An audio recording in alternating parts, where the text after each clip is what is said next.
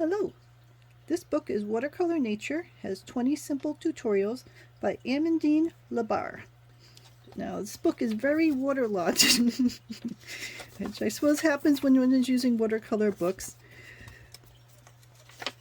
But it offers a variety of tutorials that are fairly basic. And not by basic, I mean that, you're drawing a square or circle, but more that they're not going step by step on here. They're expecting you to know some of the underlying things, and then now you're just getting some instructions on how to paint particular scenes.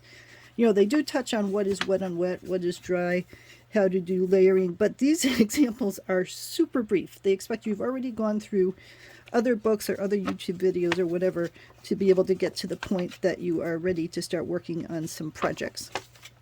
This is my cat who loves to participate in things. So for example, here's a crocus thing. They give a little summary of the types of colors you're using: sap green, sepia, emerald green, and so on. And then they say, draw this. Here, add this, and then you are pretty much done.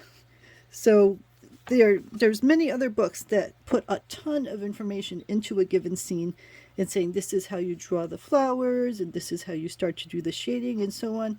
In this book, they expect that you've already got some of those basics down, and they're saying we're going to get you to the crocus idea, and here's the steps that you take. So the same thing with bramble flowers. They show you the different colors that you want to get, the emerald green and the rose madder and so on. And then they say, draw this, add in some pink, add in some green, and you are set. And then they give you some ideas for a couple of different alternatives. We got mistletoe, we got sweet pea, we got the cat who's once again trying to lay on everything. Come on, sweetie. Leaves and berries, redcurrant.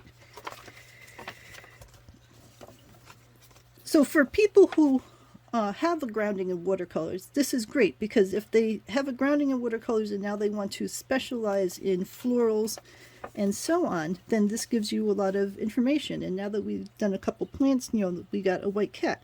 Cats are tricky if they're all the same color, because then how do you show, clearly I have a black cat and I have this problem. How do you show the shading and stuff if you're just working with one color? So she gives a couple ideas, but again, that was the whole cat information. So you get a few hints and then you're done. Or you get the squirrel, get a few hints and you're done. You get the mare and foal, draw a horse, color it in a little, add some shading. So this is for a certain type of watercolor painter.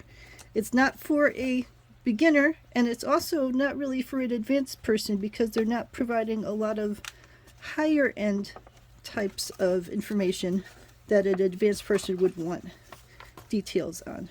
So it's sort of for a middle level watercolor person who is interested in these specific topics. There aren't buildings in here, there aren't people in here, there's a few plant types of things, there's a few animal types of things, and then a few landscape types of things.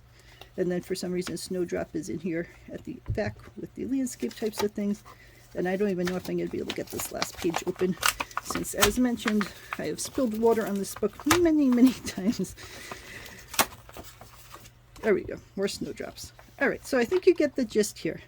It's for a specific type of topic, only a few examples, and each one is given the gist of it without a lot of extra details. So if you are interested in doing one of these things that I showed you, like the crocus or the mistletoe or the red squirrel, then this will be great to get you guided on that path.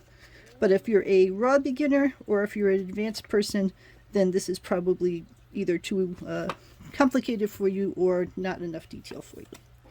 So let me know if you have any questions.